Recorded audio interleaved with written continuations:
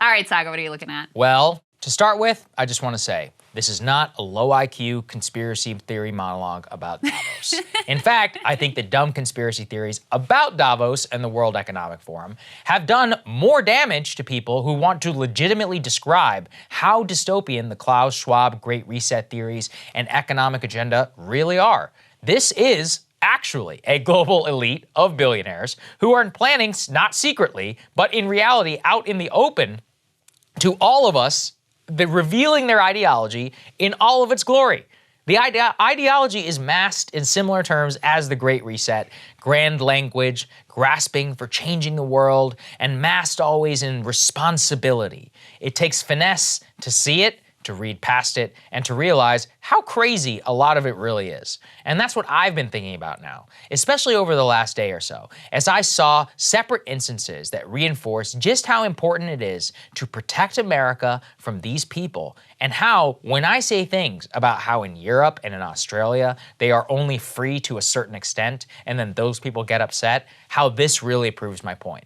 We're going to start with Julia Inman Grant. She is the so-called e-safety commissioner for the country of Australia, speaking on a panel yesterday titled Ushering in a Safer Digital Future. Let's take a listen to what she says about free speech. We are finding ourselves in a place where we have increasing polarization everywhere, and everything feels binary when it doesn't need to be. So I think we're going to have to think about a recalibration of a whole range of human rights that are playing out online, from freedom of speech to the freedom to, to be free from online violence, or the right of data protection.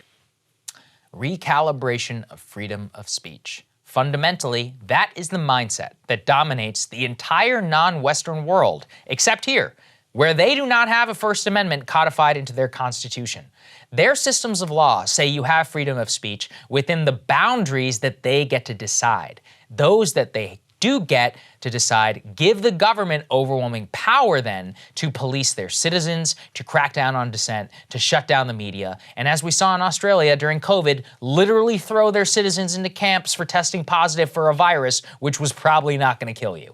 Watching that mindset pervade the richest and most powerful people in the world at Davos is important because it underscores just how much of the current elite liberal regime in America desperately wants to import European-style thinking and security laws to our shores to get around the First Amendment.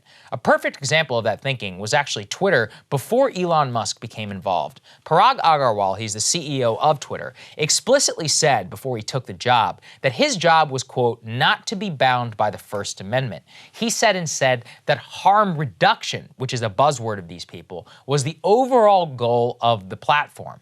That is why only days after he took that job as CEO, he imposed a new policy which said that Twitter will not allow the sharing of private media, such as images or videos of private individuals, without their consent. Now that sounds nice, right? Until you think, wait, under this policy, you could not post the George Floyd video or any police murder. You could not take videos of people who are harassing you or who are doing something untoward and public and then post it without their consent.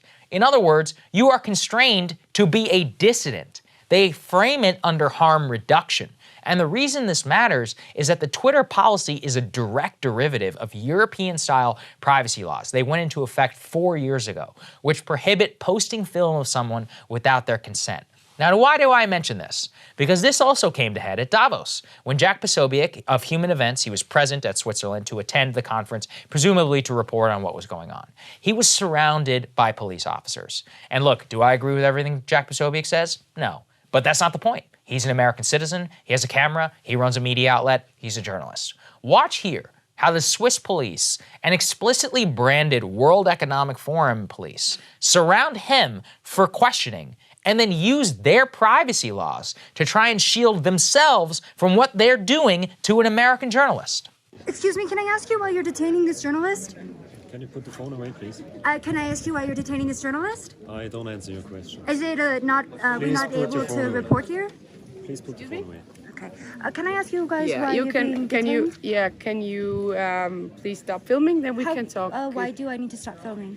Because I ask you to. It's my personal right because I don't like to be filmed, Okay. and it's a right in Switzerland. if I don't want to But be can filmed. I ask why he's being detained then? I won't point the camera at you then. There it is. Police can surround an American journalist, someone who comes to ask them, what is the very first thing that Davos cops say? Put the phone away. Stop filming. You have to, because of the laws in Switzerland that give them the right to tell you to stop filming when you're the cops. Look, you know I'm not some BLM bleeding heart leftist, but it should be an ironclad right that you can film whatever you damn please during an interaction with the police. And of course, who does that law benefit when you're up against someone who's more powerful than you? It's the cops.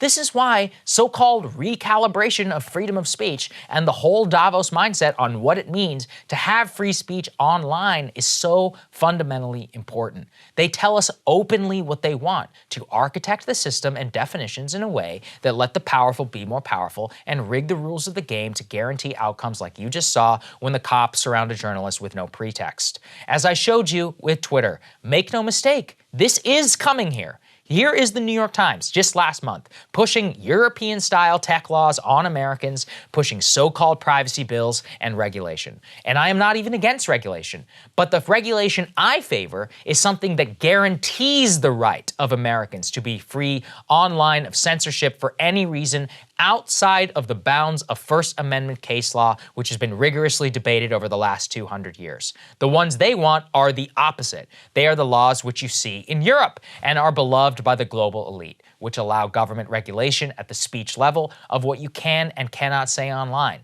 This is how you have a situation, like you literally did in Europe and in Australia during the pandemic, where the government itself decided what could be reported about COVID and what could not. Seeing as many of these tech firms are now global companies, not just US ones, we should all see that they easily, without any passage of law, can import these dystopian future to our shores, even when we've never had a say on it. That is the danger of Davos, why it's important that we also pay attention, because it could be a glimpse into our terrible future. I mean, you watch that clip, how quickly they're like, hey, look, we have a law here. Switzerland. Cable news is ripping us apart, dividing the country, making it impossible to function as a society, and making it impossible to know just what is true and what is false. But the good news is they are failing and they know it. That is why we're building something new, a new mainstream, a healthier one, something more trustworthy, something that we are going to need in one of the most pivotal times in American history. We are building up here for the midterms, for the upcoming presidential election, but we need your help. So if you can help us out by becoming a premium member today at breakingpoints.com, we're trying to change America for the better and the entire world. So what are you waiting for, guys? Go to breakingpoints.com and sign up and help us build a new mainstream.